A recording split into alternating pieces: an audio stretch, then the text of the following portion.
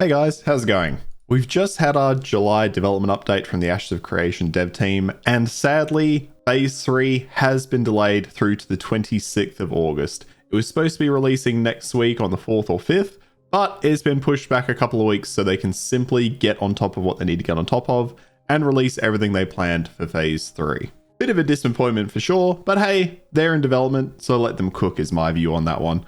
Ultimately, they did say this isn't because of any scope creep or anything like that. It is simply so they can nail down the various things they are working on, and they went through a really comprehensive update on what they've accomplished so far in July, and also what they're working on in the lead up to Phase 3. So let's start here. This video is going to be a bit of an overview of the July development update in a shorter format for those of you who just want the straight details. So one of the first points they made is their dynamic gridding and server performance, something they've been working on pretty heavily for quite a while, and they're hoping to really get it solidly implemented for Phase 3. If you're not familiar, the kind of layman's explanation is that their dynamic gridding system is essentially their solution to having large-scale player environments, like PvP. It's a solution to allow as many players as possible to group in a single location, without instancing those players or layering them into different areas, which essentially separates you to only see a smaller percentage of the population. They're trying to avoid that as best they can and not include any layering. This clip gives you a bit of an idea of what they're doing here, where you can see this grey border is the border between two different servers. The expectation is you as a player will be able to see across that completely without that grey border. The grey border is there just as a dev tool. This is what it would look like actually in game. And the idea is both of these players are actually on different servers, but because of their dynamic gridding and their server meshing, there is little to no delay in what you're seeing of this other player and what you're experiencing at the same time. So you're not losing anything here. Basically, they're aiming for completely seamless play, to put it at the simplest terms. Now, if you want even more information on that system and what it looks like, I'll put a link to this video in the description so you can check that out for yourself. It's about an hour or so long, so it is quite a lengthy one and quite technical, but it's really interesting, and I found it quite valuable as someone with no real technical experience in that space. But essentially, their update for July is that they have been testing this system for the first time in PTR, and from those tests, they've obviously found quite a lot of bugs. Now, they didn't really specify on these, but essentially what they were saying is they're going through the process of running the test, collecting the bugs, squashing them, running the test, collecting the bugs, squashing them, so on and so on and so on. And they're doing that so that at Phase 3, this system will ideally be, well, maybe not entirely bug-free, but less buggy as an overall system. So that's what they're doing at the moment. This is part of the reason they have pushed the Phase 3 back to the end of July, instead of being earlier as initially planned. Another big change they mentioned and something they've done in July is switching to Unreal Engine 5.6. That is currently live on the public test realm, the PTR. However, the production environment currently is still on 5.3. Now, interestingly, they've said that this has brought some performance and stability improvements to the game, and it's in a much better state now. So this should have resolved some of the GPU crashes and improve overall performance across the board. If you did have GPU performance problems, if you are in the alpha testing, you can jump on the PTR and check to see if that's different and then compare it directly against production as well. They hadn't upgraded to 5.5 previously because of those stability issues that made the game worse, essentially. Caused a lot of more crashing on certain NVIDIA cards, so they completely avoided that, but they're saying they're really positive about 5.6. And finally, the last few points, they made some comments on changes to early gameplay flows. So that's including how quickly players get to mounts, get tools, find questing hubs, and that is some ongoing work for them. So there'll be a lot of major testing for that in the PTR in the next week or so, particularly focused on the anvils. So that's a lot of the onboarding for players, getting them from those initial spaces out to nodes and doing that fairly seamlessly so you're not confused during that process. They have stated, of course, that you shouldn't expect the anvils on Phase 3 to release to be comparable to the Riverlands. That's not the expectation, but the expectation is that everything in the anvils will be playable. It might just not be as fleshed out as the Riverlands, essentially. They also went on to talk about node progression and testing and player behavior. So they're testing how players are interacting with nodes against how the studio expects that behavior to go. So as an example, if players are given a choice and all players are gravitating towards a single decision out of two options, they need to reconsider and rebalance what that looks like. So that's just some really general testing again to get nodes back into a good spot. And finally, guild storage testing is ongoing as well. So they're looking at shared storage options. They're beginning to start to implement these, and they're available for groups and guilds. Players have been dying for that. So that's a really good improvement to see, and hopefully come phase 3, that'll be really well implemented. So with that, what are they focused on from here? So what are they planning to do? They also went through, again, this focus, and this is where they clarified that delay on phase 3. So again, that delay is to work on things like the anvils, things like their dynamic gridding and server meshing. The delay, again, like I said, didn't occur because it's new content. It is happening because they need to flesh out their current plans for phase 3. So the anvils was raised as a really key point in that. It's a very large space. Stephen referenced in the update that it's 72 square kilometers in itself, and their focus here is on getting it functional. So again, not as fleshed out as the Riverlands, but getting it there, and apparently that has been a lot of work for the environment team, which makes a lot of sense because they have stated that some of the mountains will have the interiors, some of the anvils will have interior spaces that are within mountains and quite large in that respect. They've also said that they are working on node level 4 and the vassalling systems. They're working on outstanding narrative work for the first time player experiences. Again, that onboarding for players in both the anvils as well as fine tuning it in the Riverlands. So they're not completely ignoring that just to work on the anvils. There's a lot of lighting bugs that have occurred, especially with the interior spaces within the anvil. So they're having some challenges with that. And of course, there is a massive amount of work ongoing with the economy and stat rebalancing. So that work is being done on the side, but needs an absolute ton of testing. They're essentially working on that now, getting feedback, and then hoping to have it all solidified before phase 3. Stephen really flagged that it's much easier to get it right now than need to go into phase 3 with it not quite correct, and then need to roll back servers, because you can't really do that often. It's a real disruption to players, it's a real disruption to testing. So they're basically wanting to get this completely streamlined. It's not going to be perfect, but get it to a good space before phase 3. And of course, as discussed, dynamic gridding is something they're still working on, still testing as well. So that's what their plan is for the future, and they're really key tasks in the lead up to phase 3. They then moved into a discussion on feedback loops and their QA process. And look, there's not a lot to cover here, but I'll break it down briefly. Essentially, they have a QA director, a test manager, and then they have internal QA teams and an external QA team as well that are quite large. They gave a small breakdown of these QA teams, but essentially the biggest thing comes from this flowchart here, so how the bugs are managed. And I think, I won't go through this in detail, I think it's fairly well laid out. Their biggest point, and something they keep reinforcing, is that the best way to report bugs to them is in-game with /bug. That is the best way to get the information to them. And as an interesting incentive for players, those who are testing and playing on the PTR this weekend will have a chance to earn this mount that I've put up on screen now. They are going to be incredibly limited, so this isn't for everyone on PTR. Essentially, you either need to be the player who earns the most gold, the player who gains the most raw materials, or the player who achieves the most XP gained this PTR weekend to gain this mount. Alternatively, you could also be given the mount if you are successful in identifying an exploit during the weekend, and if you are the first person to report it with reproducible steps using the /bug. So they're really trying to push players towards using that. And look, that is the best way for testing, I suppose. The mount will then be an item tied to those players' accounts. So if you really want this mount, you're going to have to really get in there and do some testing. Good luck to anyone who's trying to get the most gold, the most materials, or the most XP. And good luck to those who know how to find some bugs. That's going to be your best option. So if you really want that mount, I'd start looking into what are likely bugs that you're going to find, and trying to make sure you get to those within the first few hours, because I assume you're going to have a few players trying to really push for that.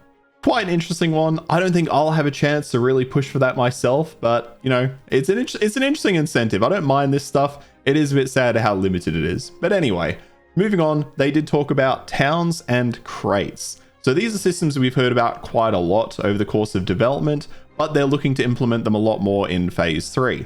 So they started looking first at node progression. So node progression is now village, town, and city, with the town being shown off during the live stream of their development build. Some of the footage I'll have up on screen here. The towns are significantly bigger than villages, a village being 2 cells and a town being 4, but that isn't taking into account future updates. So things like player housing will end up increasing the size of that. Now, they did mention, especially for this footage, that there's been a time of day lighting overhaul with further improvements to come, and that the saturation in some of the footage might be a bit off, but this should be coming to the PTR with improvements from here. And finally, the crate system. So this is one they've discussed a couple of times. Essentially, they're making additions to the cargo carrying systems as a whole. This has previously been fairly exclusive to caravans, which will still have their uses for transporting larger quantities of items. And now we will have crates, which come in different varieties. Some of you fill with items, expanding your inventory to travel and deliver things. Some crates will be tied to construction within the nodes, and later within freeholds. And then there's commodity crates as well that can go from place to place in order to generate different rewards relating to distance transported, what economic region you're in, and how many have been turned in by others.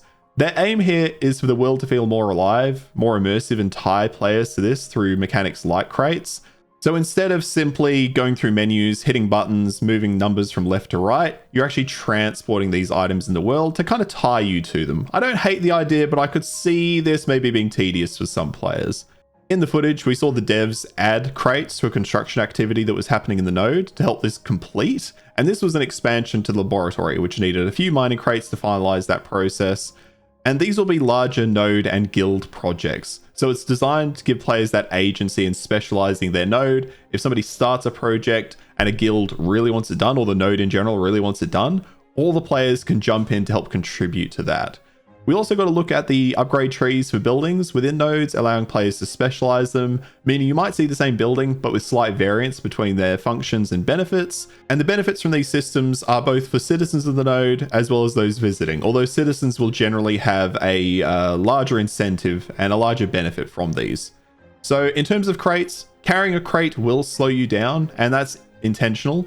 And interestingly, while carrying a commodity crate, you can see the prices in nodes around the world while you're carrying it, so you can know where you're going to get the best value for it. I quite like that because it means you can streamline that process. You don't have to do a bunch of like research and look into it, and things might change very quickly. You can look at it on the fly. So commodity crates will sell for higher or lower prices depending on the node, allowing you to kind of choose that. Hilariously, in the footage, when they went to sell the crate, it bugged and it didn't work, but you get the idea. You transport it to someone, you can sell it to them.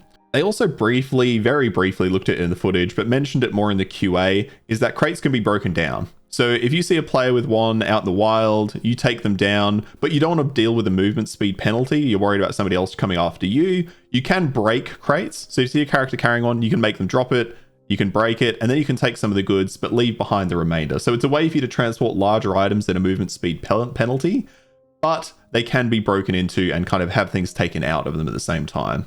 And finally, we also saw that nodes can create small objectives for players. So there's small building structures that players can commit materials to that will add to the XP gain of the node itself. So currently nodes gain XP based on players within their boundaries.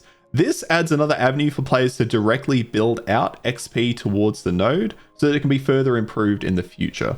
So these additions are coming in phase 3, and I'm really curious to see how players react to this crate system. I'm going to be looking more into that as we go. And finally, of course, there was a QA at the end. I haven't included some of the fluff here, so there were a few questions around like pet and mount sizes and whether there will be large unchoppable trees. I've just kept kind of the staple questions that are going to be more informative. There was a question about the amount of player housing, so how much player housing there will be in nodes in the future. So there will be static in-node housing, which will be very limited. So in a CDD, there'll be something around like 55. And then on top of that, where there will be instance options for players as well. But this is something they will be tuning over time, so I wouldn't take any of that information to heart at this stage. There was a quick question around crafting and the pace of crafting feeling slow. The feedback is that skill trees and progression are currently placeholder, so those that you see in the game right now aren't permanent, and there needs to be a lot of development on this. They are currently focused on the base components, so gathering, processing recipes, and the amount of time that takes. And a lot of that progression and that reward will come later as they expand on these profession skill trees.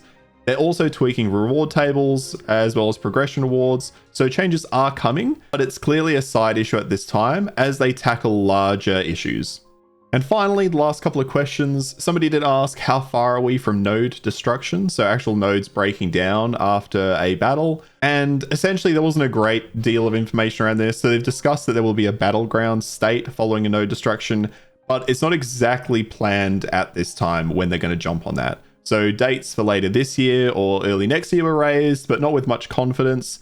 As other aspects of their priority, this one's kind of on the side, but it is on their radar. My assumption, this is just my assumption, not raised in the discussion, is that they are focused on completing the nodes, completing the construction processes. They probably want to get that finalized before they look at the destruction side of it, you know? So make sure they can actually build it effectively before they tear it down. And the last question that was asked was, when will we see recipe changes? And the answer is with the economy update.